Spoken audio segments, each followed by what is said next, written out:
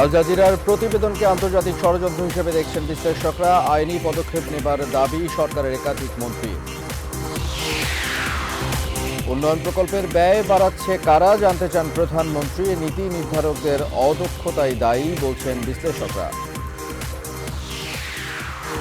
ভোগবাদের বদলে ছাত্র রাজনীতিতে আদর্শবাদের চর্চা বাড়াতে হবে বিশ্লেষণ ডাকসুর সাবেক ভিপি আখতারুজ্জামানের। দেশে হঠাৎ বিদেশি মদের সংকট, সুযোগ নিচ্ছে অসাধু চক্র। বগুড়ায় হোমিও দোকানে দিনভর অভিযান, ৩ লাখ টাকা জরিমানা। ফেব্রুয়ারির মধ্যে ৬০ লাখ মানুষকে টিকা দিতে চায় সরকার। ১ সপ্তাহে নিবন্ধন মাত্র ৭৪,০০০। সচেতনতা বাড়ানোর তাগিদ। মিয়ানমার ইস্যুতে জাতিসংঘের নিষেধাজ্ঞায় ভেটো চীনের। সূচির বিরুদ্ধে আনুষ্ঠানিক অভিযোগ। ১৫ ফেব্রুয়ারি পর্যন্ত রিমান্ড। এবং সাগরিকায় দিন শেষে ২৪২ রানের সংগ্রহ টাইগারদের। হাতে আছে ৫ উইকেট। বড় ইনিংসের আক্ষেপ আকরাম খানের।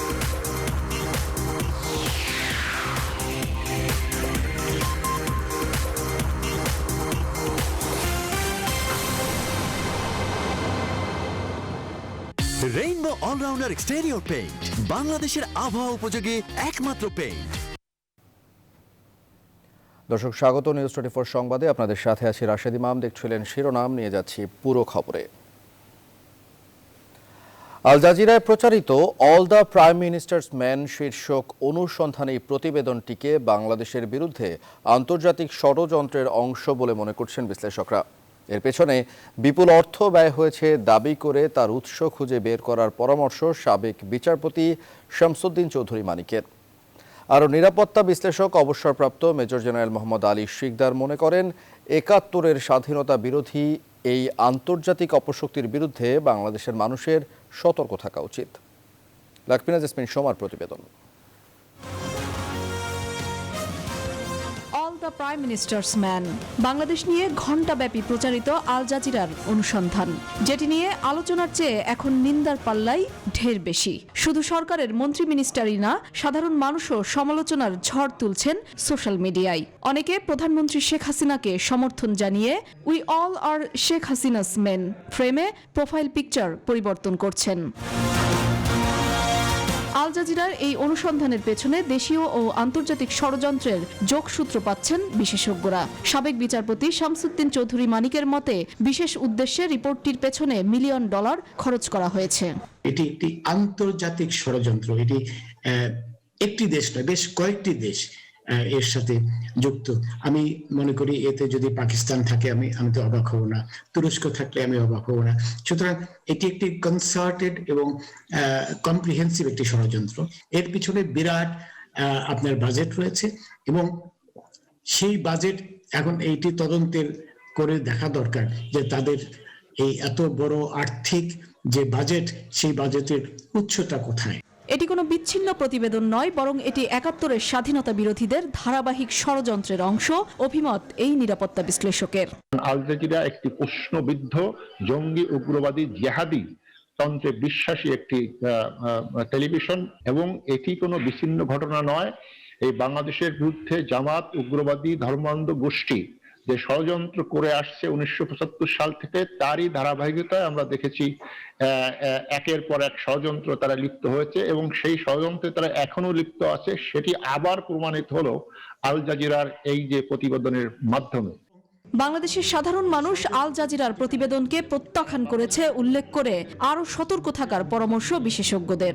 মানুষকে সতর্ক থাকতে হবে এবং তাদের উদ্দেশ্যটি বুঝতে হবে যে তারা একেবারে উদ্দেশ্য প্রণীত ভাবে এই ধরনের অপপ্রচারে এবং মিথ্যাচারে লিপ্ত হয়েছে। যারা ৭১-এর পরাজিত অপশক্তি, তারা ছাড়া যারা মুক্তিযুদ্ধের চেতনায় বিশ্বাস করে, তারা একটু ভাবলেই বুঝতে পারবে যে এটি একটি ষড়যন্ত্র এবং তাদের উচিত হবে সেই আল জাজিরার কথায় আপনার কি বলে প্রভাবিত না হওয়া। সবচেয়ে বেশি নিন্দা কুড়াচ্ছেন প্রতিবেদনে সাক্ষাৎকার দেওয়া ডেভিড বার্গম্যান, যিনি এর আগে বাংলাদেশের মুক্তিযুদ্ধে শহীদদের সংখ্যা চ্যালেঞ্জ করে আন্তর্জাতিক অপরাধ ট্রাইব্যুনালে দোষী সাব্যস্ত হয়েছেন। লাকমিনা জেসমিন সোমা, নিউজ 24, ঢাকা।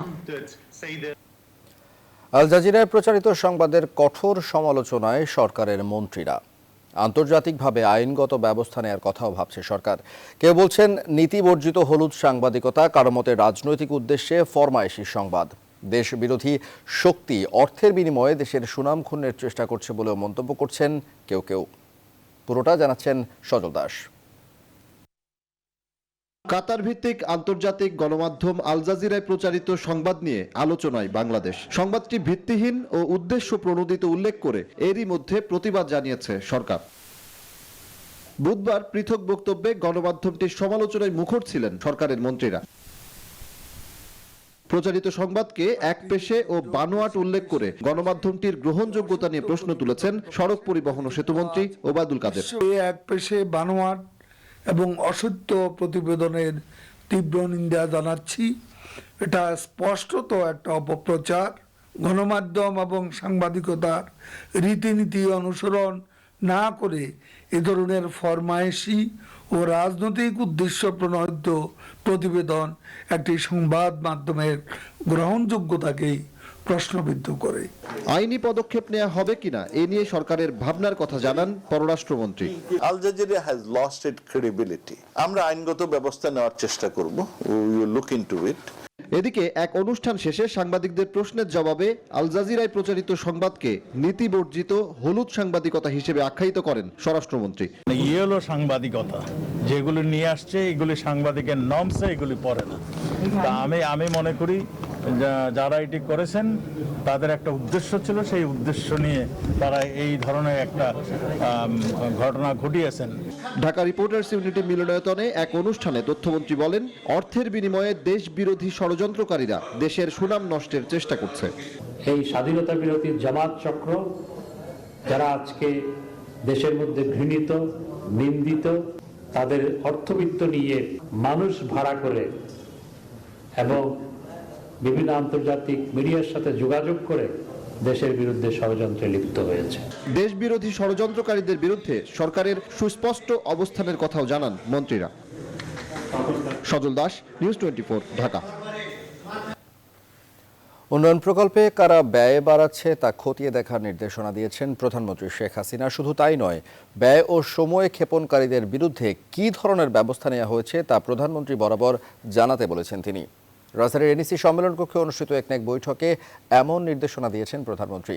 এদিকে বিশেষজ্ঞরা বলছেন, নীতি নির্ধারকের অদক্ষতার কারণেই ব্যয় ও সময় ক্ষেপণ বেড়েই চলেছে।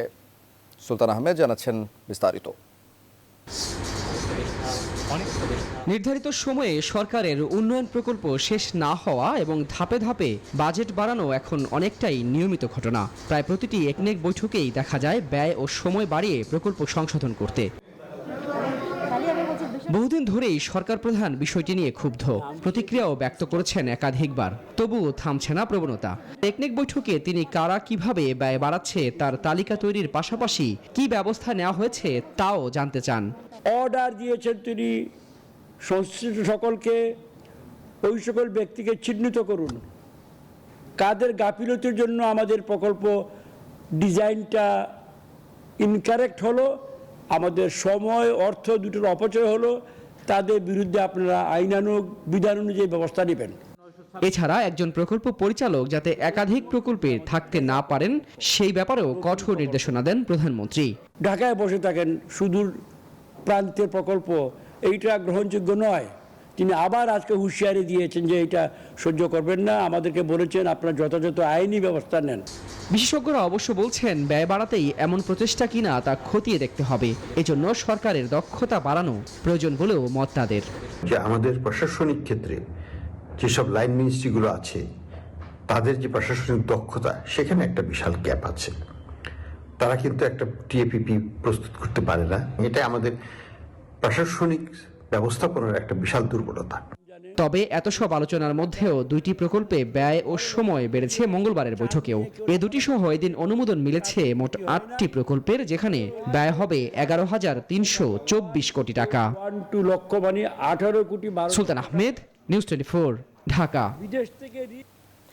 গণতন্ত্রের সূচকে ফের হাইব্রিড রেজিমের তালিকায় আসলো বাংলাদেশ। তবে এবার সূচকে 4 ধাপ এগিয়েছে দেশটি। ইকোনমিস্ট ইন্টেলিজেন্স ইউনিট EIU এমন তথ্য দিয়েছে। চলমান মহামারীর মধ্যে গণতান্ত্রিক পরিসরে যেখানে অনেক দেশের অবনতি ঘটেছে, সেখানে বাংলাদেশের এই উন্নতিকে ইতিবাচক হিসেবে দেখা হচ্ছে। সূচকে বাংলাদেশের স্কোর বেড়ে দাঁড়িয়েছে 5.99। 165টি দেশ ও 2টি অঞ্চলের মধ্যে 2020 সালে বাংলাদেশের অবস্থান 76তম, গেল বছর 80তম অবস্থানে ছিল দেশটি। সাধারণ হাইব্রিড রেজিম বলে বর্ণনা করা হয় সেসব দেশকে যেখানে গণতান্ত্রিক চর্চা রয়েছে এবং নিয়মিত নির্বাচন হয়, পাশাপাশি কর্তৃত্ববাদী শাসন ব্যবস্থা রয়েছে। 2006 সাল থেকে EIU এই ধরনের প্রতিবেদন প্রকাশ করে আসছে। ভোগবাদের বদলে ছাত্র রাজনীতিতে আদর্শবাদের চর্চা বাড়াতে হবে, এমন বিশ্লেষণ দিয়েছেন ডাকসুর সাবেক ভিপি আখতারুজ্জামান। তিনি মনে করেন, ডাকসু নেতৃবৃন্দকে জাতীয় ইস্যুতে যুক্ত না হয়ে ছাত্রদের অধিকার আদায় এবং কর্মমুখী শিক্ষার আন্দোলন করতে হবে। বিস্তারিত আশিকুর রহমান শ্রাবণের প্রতিবেদনে। এই দেশে ছাত্র আন্দোলনের একটা ব্যাপক ইতিহাস এবং ঐতিহ্য রয়েছে। আখতারুজ্জামান ছাত্র রাজনীতির ইতিহাসে এক আলোচিত নাম। তিনি একমাত্র ছাত্র নেতা যিনি ঢাকা বিশ্ববিদ্যালয় কেন্দ্রীয় ছাত্র সংসদের 2 বারের সাধারণ সম্পাদক এবং 1 মেয়াদের ভিপি। ছাত্র রাজনীতির একাল সেকালের মূল্যায়ন করতে গিয়ে তিনি বলেন, কম সময়ে বিত্তশালী হয়ে ওঠার ভোগবাদী প্রতিযোগিতা থেকে বেরিয়ে আসতে হবে ছাত্র নেতাদের। যুগপতভাবে একদিকে আদর্শ, সাম্প্রদায়িকতার বিরুদ্ধে, জঙ্গিবাদের বিরুদ্ধে, স্বাধীনতার বিরুদ্ধে যারা করেছিল তাদেরকে রুখে দেওয়ার বিরুদ্ধে, এটাকে যেমন চেতনায় ধারণ করতে হবে, আর ডেভেলপমেন্টের মধ্যে সমতা আনতে হবে, ব্যালেন্স আনতে হবে, ভারসাম্য আনতে হবে, সততা আনতে হবে, দুর্নীতিকে জিরো টলারেন্সে নিতে হবে। এই চেতনাটা আজকের ছাত্র রাজনীতির যেইখানেই থাকুক না কেন তাদের ভিতরে সেটা তৈরি হওয়া দরকার বলে মনে করি। ছাত্র রাজনীতি, বিশেষ করে ডাকসু নেতারা এখন জাতীয় রাজনীতির সমালোচনা নিয়ে বেশি ব্যস্ত। তার বদলে ডাকসুর উচিত কর্মমুখী শিক্ষানীতি বাস্তবায়নে সক্রিয় হওয়া, এমন মূল্যায়ন আখতারুজ্জামানের। ডাকসুর যেহেতু এখন স্বৈরাচার বিরুদ্ধে আন্দোলন করতে হচ্ছে না, সামরিক বাহিনীর বিরুদ্ধে না, স্বাধীনতা সংগ্রাম করতে হচ্ছে না, তাদের শিক্ষার সংগ্রাম, চাকরির সংগ্রাম, এডুকেশনের যে কন্টেন্ট, এগুলিকে পরিবর্তন করে যুগোপযোগী করে ইন্ডাস্ট্রির সাথে, এগ্রিকালচারের সাথে, সোশ্যাল সার্ভিসের সাথে ইন্টিগ্রেটেড করাটা হলো এখনকার ডাকসুর দায়িত্ব। তার কাছে প্রশ্ন ছিল বিশ্ববিদ্যালয়ের শিক্ষক রাজনীতির বর্তমান বাস্তবতা নিয়ে। তিনি বলেন, পেশার নৈতিকতা বিলীন হলে পেশাজীবীরাই গুরুত্বহীন হয়ে পড়েন। পেশাজীবীরা তার পেশার সত্য হারিয়ে কোনো কিছুর মধ্যে বিলীন হয়ে যাওয়াটা পেশাজীবীদের দায়িত্ব বলে মনে করি। ঢাকা বিশ্ববিদ্যালয়ের একজন শিক্ষকের বই সারা পৃথিবীতে আলোচিত হবে, সেটা আমরা চাই। ঢাকা ইউনিভার্সিটির র্যাঙ্কিং একটা বড় জায়গায় থাকবে, সেটা আমরা চাই। ঢাকা ইউনিভার্সিটির একটা রিসার্চ সারা পৃথিবীতে আলোড়ন সৃষ্টি করবে, সেটা আমরা চাই। আমাদের মাননীয় শিক্ষকদের কাছে সেটাই আমাদের প্রত্যাশা। পাশাপাশি আখতারুজ্জামান বলেন, সব ক্ষেত্রে দুর্নীতির লাগাম টানা জরুরি। সম্পদ কিছু লোকের হাতে কুক্ষিগত হয়ে না যায়, দুর্নীতি এটাকে যাতে আমরা কমায় এনে একটা জিরো টলারেন্সে আমরা দিতে পারি। আশিকুর রহমান শ্রাবণ, নিউজ 24, ঢাকা। দেশে হুট করেই বেড়েছে বিষাক্ত মদ বা রেকটিফাইড স্পিরিট পানে মৃত্যু। কেবল বগুড়াতেই মারা গেছেন 13 জন।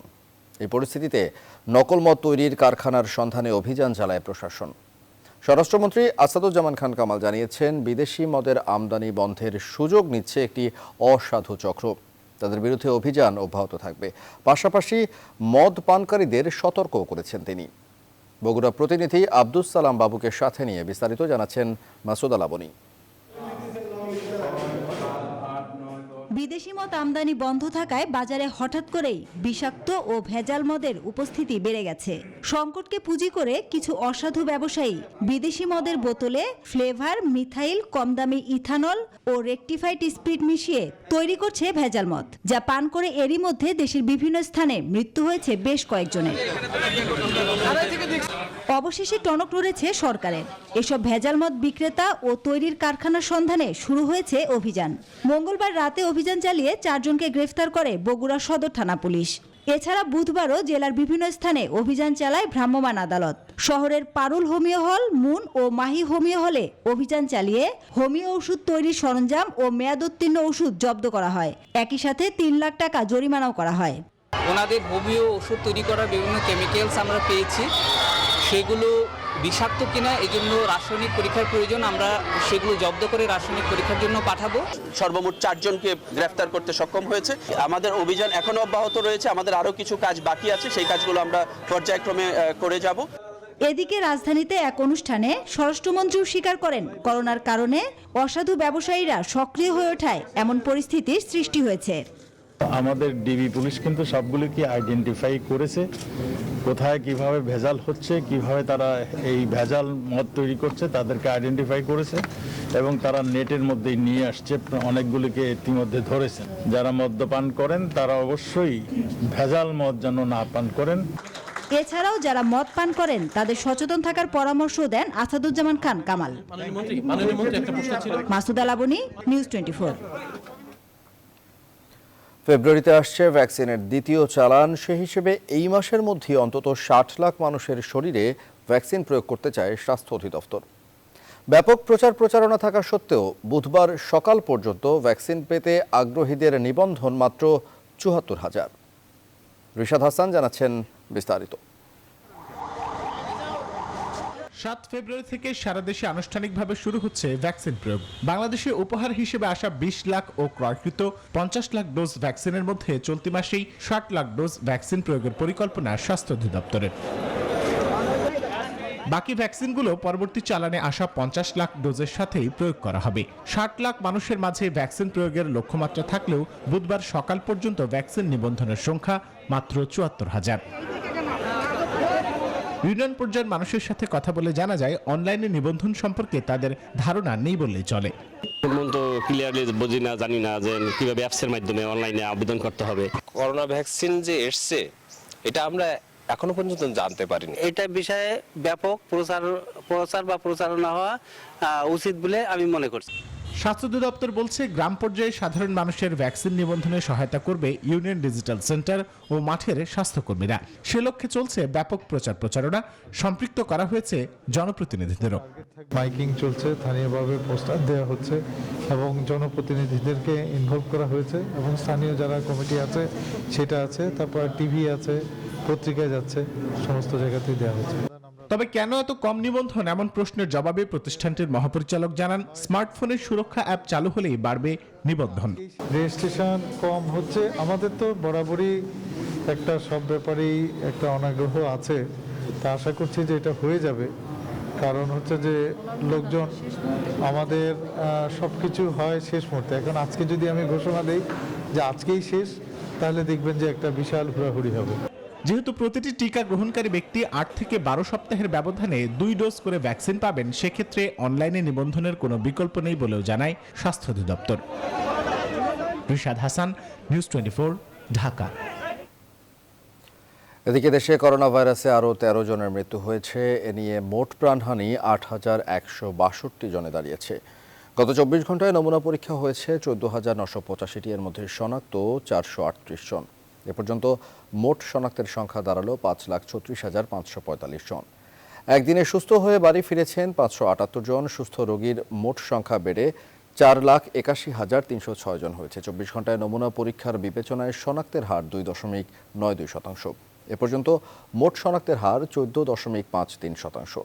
শনাক্ত বিবেচনায় সুস্থতার হার ৮৯.৭০% এবং মৃত্যুর হার ১.৫২%। বুধবার স্বাস্থ্য অধিদপ্তরের নিয়মিত প্রেস বিজ্ঞপ্তিতে এসব তথ্য জানানো হয়।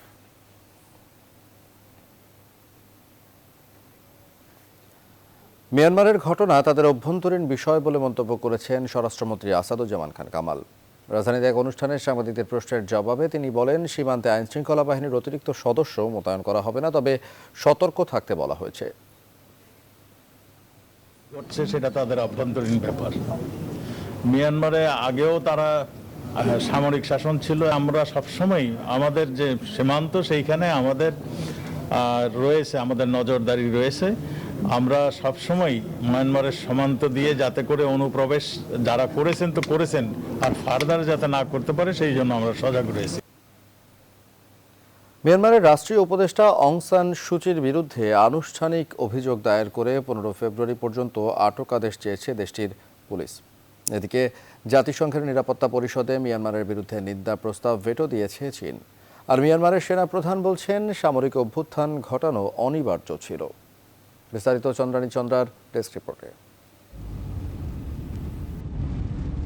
নানা প্রশ্নের মুখে সামরিক অভ্যুত্থানের পর মিয়ানমারের নির্বাচিত বেসামরিক নেতা অং সাং সুচির বিরুদ্ধে বেশ কয়েকটি মামলা দায়ের করা হয়েছে। পুলিশের দায়ের করা এসব অভিযোগের মধ্যে রয়েছে আমদানি ও রফতানি আইনভঙ্গ, বেআইনি যোগাযোগ সামগ্রী দখলে রাখা। নথিতে দেখা গেছে আগামী 15 ফেব্রুয়ারি পর্যন্ত রিমান্ডে থাকবেন সুচি। সেনা ক্ষমতা নেয়ার পর থেকে সুচি কোথায় আছেন সে বিষয়ে সামরিক সরকারের পক্ষ থেকে কিছুই জানানো হয়নি। তবে তাকে রাজধানী নেপিদোর নিজ বাড়িতে আটকে রাখা হয়েছে বলে খবর পাওয়া যাচ্ছে। এছাড়া ক্ষমতাচ্যুত প্রেসিডেন্ট উইন্ট মিয়ান্ট জেলে রয়েছেন বলে জানিয়েছে একাধিক সূত্র। তার বিরুদ্ধেও মামলা দায়ের করা হয়েছে। এদিকে দেশটির সামরিক শাসনের বিরুদ্ধে রাজধানী জুড়ে গাড়ির হর্ন, বারান্দা, জানালা থেকে বিকট শব্দ করে প্রতিবাদ জানায় দেশবাসী। এছাড়া বড় শহরগুলোয় ধর্মঘটে যাচ্ছেন চিকিৎসক ও স্বাস্থ্যকর্মীরা। বিক্ষোভকারীরা আইন না মানার আন্দোলনেরও ডাক দিয়েছেন। এদিকে মিয়ানমারের সেনাপ্রধান মিং অং লাইং দেশটির সেনাবাহিনীর ফেসবুক পেজে জানিয়েছে দেশের জন্য সেনা অভ্যুত্থান অনিবার্য ছিল, আর সে কারণেই সেভাবে এগোতে হয়েছে তাদের। সেনাবাহিনী ক্ষমতা দখলের একদিনের মাথায় মঙ্গলবার ভিডিও কনফারেন্সে রুদ্ধদ্বার বৈঠকে মিলিত হয় নিরাপত্তা পরিষদ। নিন্দা জানিয়ে জাতিসংঘ নিরাপত্তা পরিষদে একটি বিবৃতি আটকে দিয়েছে চীন। চন্দ্রানী চন্দ্রা, নিউজ 24। উত্তরাঞ্চল সহ দেশের বিভিন্ন জেলায় শীতের তীব্রতা কিছুটা কমেছে। পঞ্চগড়ে সূর্যের দেখা মেলায় কিছুটা স্বস্তিতে মানুষ। বুধবার দেশের সর্বনিম্ন তাপমাত্রা রেকর্ড করা হয়েছে পঞ্চগড়ে 6.8 ডিগ্রি সেলসিয়াস। মঙ্গলবার দেশের সর্বনিম্ন তাপমাত্রা ছিল চুয়াডাঙ্গায় 6.3 ডিগ্রি সেলসিয়াস। দিনাজপুরেও বাড়তে শুরু করেছে তাপমাত্রা। এদিকে আগামী 2 দিনে সারা দেশের তাপমাত্রা 1 থেকে 2 ডিগ্রি সেলসিয়াস বাড়বে। শৈত্যপ্রবাহের মাত্রাও হ্রাস পাবে। বর্তমানে দেশের কোথাও তীব্র শৈত্য প্রবাহ নয়, এটা মৃদু থেকে মাঝারি ধরনের শৈত্য প্রবাহ আছে এবং বর্তমান যে অবস্থাটা আছে এটা আগামী 48 ঘন্টা থাকবে। এরপরে তাপমাত্রাটা স্বাভাবিক অবস্থায় আসবে। এখনো যেটা শৈত্য প্রবাহ আছে এটা এর সাথে খারাপ হবে না আপাতত। প্রতিদিন যেমন গত 24 ঘন্টা প্রায় সারা দেশে 1 থেকে 2 ডিগ্রি তাপমাত্রা বাড়ছে, আগামীকালকেও বাড়বে এবং আস্তে আস্তে এটা প্রশমিত হয়ে যাবে। 40তম বিসিএস এর লিখিত পরীক্ষার ফল পুনর্মূল্যায়ন চান অকৃতকার্য প্রার্থীদের একাংশ। বুধবার বাংলাদেশ সরকারি কর্ম কমিশনের সামনে তারা সংবাদ সম্মেলন করেন। দাবি তুলে ধরে প্রার্থীরা জানান, ভালো পরীক্ষা দিয়েও প্রত্যাশিত ফল পাননি তারা। পুনর্মূল্যায়ন করা হলে মেধার যথাযথ মূল্যায়ন হবে বলে আশা তাদের। এর আগে সোমবার ফল পুনর্মূল্যায়নের দাবিতে পিএসসির পরীক্ষা নিয়ন্ত্রকের কাছে তারা একটি আবেদন জমা দেন। গত 27 জানুয়ারি 40তম বিসিএস এর লিখিত পরীক্ষার ফল প্রকাশ করে পিএসসি। লিখিত পরীক্ষায় 20,000-এরও বেশি প্রার্থী অংশ নিলেও পাশ করেন মাত্র 10,964 জন। এই বিসিএসে আবেদন করেছিলেন 4,12,532 জন।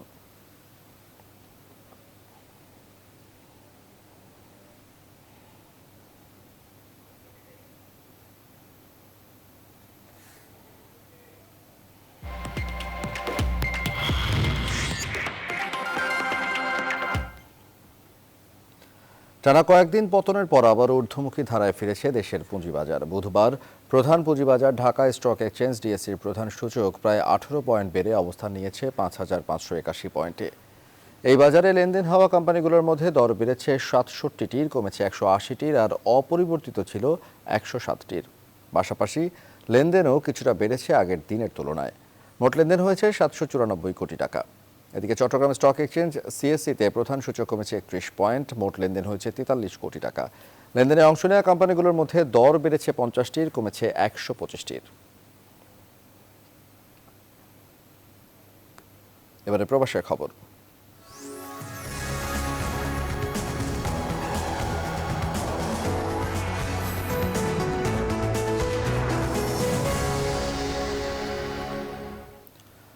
মহামারী সহ বেশ কিছু জটিলতায় কুয়েত থেকে চাকরি হারিয়ে দেশে ফিরেছেন অনেক প্রবাসী। তবে দেশে ফিরতেও বিভিন্ন জায়গায় পোহাতে হয়েছে নানা ভোগান্তি। অভিযোগ উঠেছে প্রবাসীদের হেনস্থা করতে পরিকল্পিতভাবে চেষ্টা চালাচ্ছে একটি চক্র। এজন্য প্রধানমন্ত্রীর হস্তক্ষেপ চেয়েছেন প্রবাসীরা। কুয়েত থেকে মঈন সুমনের তথ্যচিত্রে ডেস্ক রিপোর্ট। করোনা মহামারী সবকিছুর মতো প্রবাসীদের আয় রোজগারেও বিরূপ প্রভাব ফেলেছে। বিশ্বের বহু মানুষের মতো প্রবাসীরাও চাকরিহারা হয়েছেন। কর্মহীন অনেকে দেশে ফিরতেও হয়েছেন বাধ্য। এখনো অনেকে বাড়ি ফিরছেন।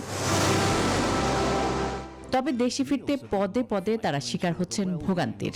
কিছু মাল সামানা ফাটাইলে এটারে ওই আস্তের উপরে একার মধ্যে খান হইতে আগা হইতে গোড়া হইতে সবগুলা কাটি চিড়ি বেড়া। কাস্টমসে কিছু দুষ্ট লোকের কারণে আমাদের এই মালগুলা কাটাছিড়া করে। 50,000 টাকার মাল ফাটাইলে 20,000 টাকার মাল দেশের বাড়িতে যায়, কিন্তু বাকি মালগুলো আমরা পাই না। আওয়ামী লীগের কুয়েত শাখার সাধারণ সম্পাদকের দাবি, প্রবাসী বান্ধব সরকারের ভাবমূর্তি নষ্ট করতে একটি মহল চেষ্টা চালাচ্ছে। আমরা এখান থেকে যাই কিছু পাঠাই সবকিছু তছনছ আমাদের কাস্টমস নেও, যদি কাস্টমসের কিছু থাকে সেটা স্ক্যানিং করে সে দেখা হোক, কিন্তু প্রত্যেকটা কার্টুন কেটে আমরা অর্ধেক মাল আমাদের ধ্বংস করে চুরি করে নিয়ে যায়। বাংলাদেশের মান সম্মান, সরকারের মান সম্মান সবকিছু ক্ষুণ্ণ করার জন্য গাপটি মারে বসে আছে এয়ারপোর্টে কিছু মোস্তাকদারি চরিত্রের লোক। প্রবাসীরা মনে করেন সুনির্দিষ্ট কার্গো নীতিমালা না থাকায় জটিলতায় পড়তে হচ্ছে তাদের। Desk report, news 24। এবারে আন্তর্জাতিক প্রসঙ্গ।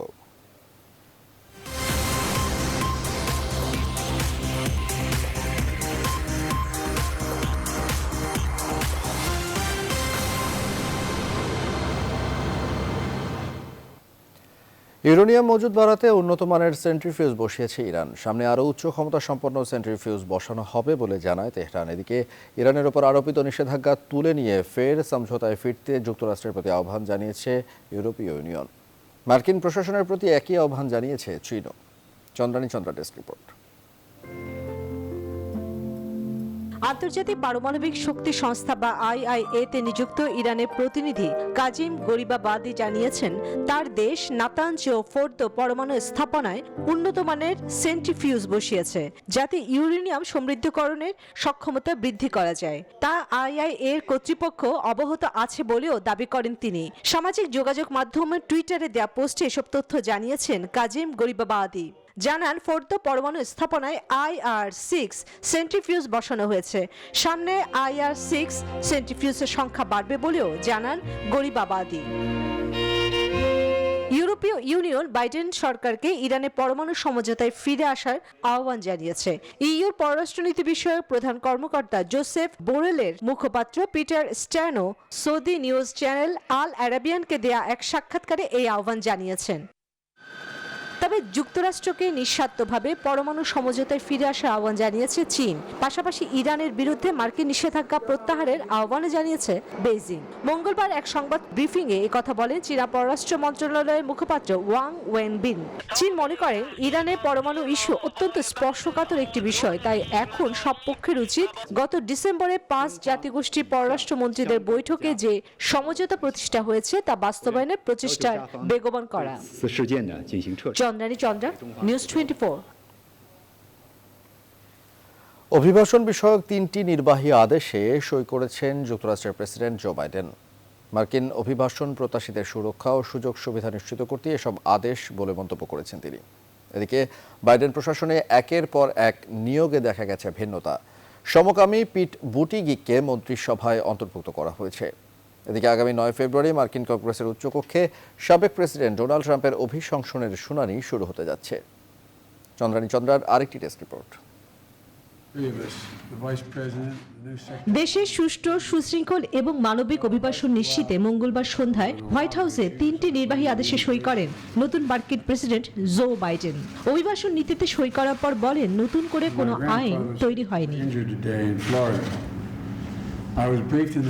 পূর্বসূরীরা অভিবাসন নীতি বাতিল করেছেন, সেই আদেশের দ্বিতীয় দফায় সই করছি। এর মধ্যে অভিবাসন আইন ফিরিয়ে আনছে তার সরকার। এর ফলে অনুপ্রবেশকারী পরিবার ফিরে পাবে তাদের শিশুদের। যে প্রতিশ্রুতি দিয়ে ক্ষমতায় এসেছি তা বাস্তবায়ন করব। সীমান্ত সুরক্ষা এবং মুসলিম দেশ থেকে প্রবেশের উপর নিষেধাজ্ঞা প্রত্যাহার করা হয়েছে।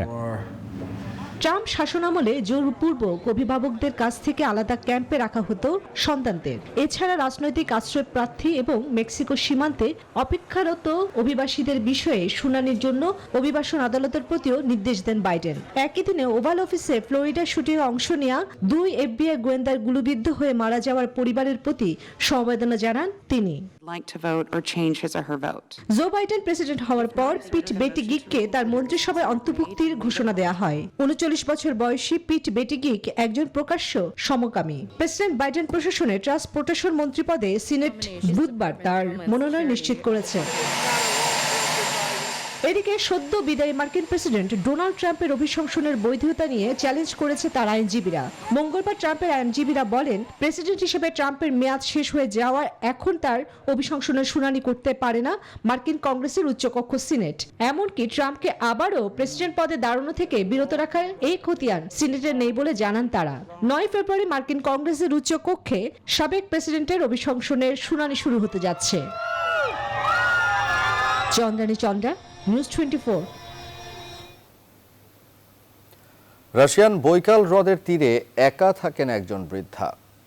৭৯ বছর পার হওয়া লুভভ নামের ওই প্রৌঢ় প্রতিদিন বরফে স্কেটিং করছেন। চন্দ্রানী চন্দ্রার আরও একটি প্রতিবেদন।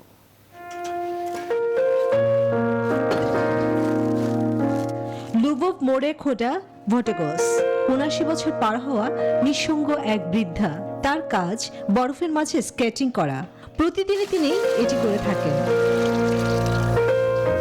9 বছর বয়স থেকে স্কেটিং শিখেছেন বাবার কাছ থেকে। তার বাবা শক্ত করে জুতোর সাথে দড়ি বেঁধে দিতেন, এতে পড়ে যাওয়ার কোনো সম্ভাবনা থাকতো না। ছোট থাকতে দেখেছেন তার বাবা কাঠ কেটে ভাগ করে তার জন্য স্কেটস তৈরি করেন। শৈশবকাল থেকে তার পরিবার বৈকাল হ্রদেই থাকতো। এখন কেউ নেই। আগে লুভভ মেশিনারি প্ল্যান্টে কাজ করত, এখন বয়সজনিত কারণে ওই কাজ ছেড়ে দিয়েছেন। মনোনিবেশ করেছেন গবাদি পশু পালনে। যখন গৃহস্থ প্রাণীকে ছেড়ে দেওয়া হয়, হ্রদ পেরিয়ে তাদের খুঁজে আনতে হয়। সে সময় বরফের মাঝে স্কেটিং করে খুঁজতে হয় তাকে। আমি বৈকালের জীবন, প্রকৃতি সব ভালোবাসি। এখানকার মানুষকে ভালোবাসি। রাশিয়ান ভাষায় আমার নামের অর্থ ভালোবাসা এবং মরুখডোবা জীবনের প্রেম অন্যতম মূল বিষয়। বৈকাল হ্রদের রৌদ্রোজ্জ্বল দূরে সরে যাওয়া তার প্রথম ভালোবাসা। সেই ভালোবাসা থেকে এখনো থাকছেন সেখানে। চন্দ্রানী চন্দ্রা, নিউজ 24।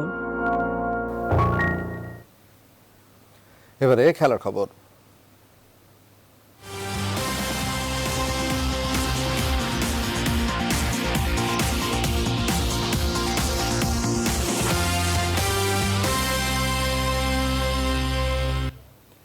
চট্টগ্রাম টেস্টের প্রথম দিন নিজেদের নিয়ন্ত্রণে রেখেছে বাংলাদেশ। 5 উইকেট হারিয়ে দিন শেষে টাইগারদের সংগ্রহ 242 রান। 39 রান নিয়ে সাকিব আর 34 রান নিয়ে অপরাজিত আছেন লিটন। সাদমান পেয়েছেন অর্ধ শতকের দেখা। চট্টগ্রাম থেকে বিস্তারিত জানাচ্ছেন পার্থ বণিক।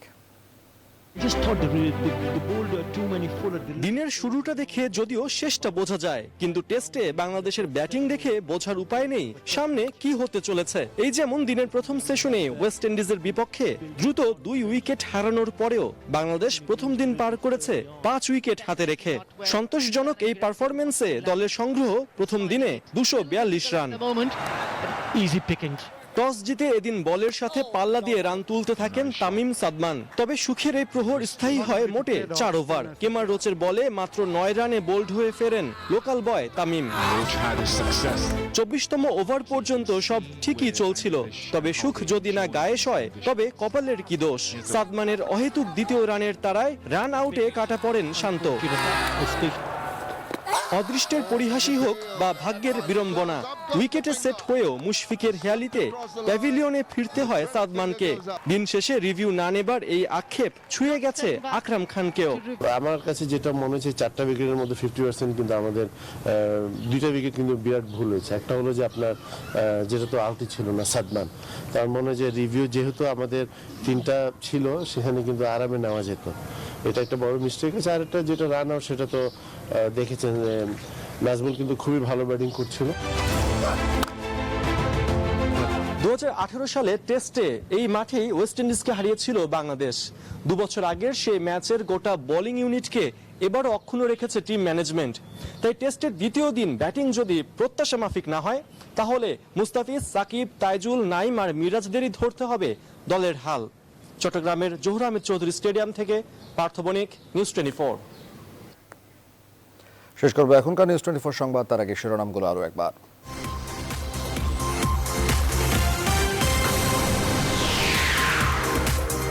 আল জাজিরার প্রতিবেদনকে আন্তর্জাতিক ষড়যন্ত্র হিসেবে দেখছেন বিশ্লেষকরা।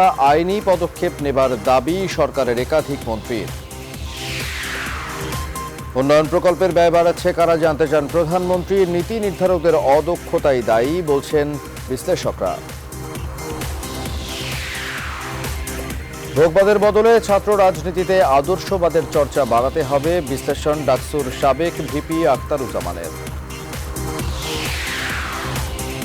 দেশে হঠাৎ বিদেশি মদের সংকট, সুযোগ নিচ্ছে অসাধু চক্র। বগুড়ায় হোমিও দোকানে দিনভর অভিযান, 3 লাখ টাকা জরিমানা।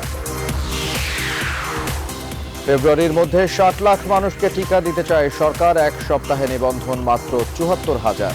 সচেতনতা বাড়ানোর তাগিদ। মিয়ানমার ইস্যুতে জাতিসংঘের নিষেধাজ্ঞায় ভেটো চীনের, সূচির বিরুদ্ধে আনুষ্ঠানিক অভিযোগ। 15 ফেব্রুয়ারি পর্যন্ত রিমান্ড। এবং সাগরিকায় দিন শেষে 242 রানের সংগ্রহ টাইগারদের, হাতে আছে 5 উইকেট। বড় ইনিংসের আক্ষেপ আকরাম খানের। দর্শক, এই ছিল এখনকার নিউজ 24 সংবাদের পুরো আয়োজন। পুরো সময় সাথে থাকায় ধন্যবাদ সবাইকে।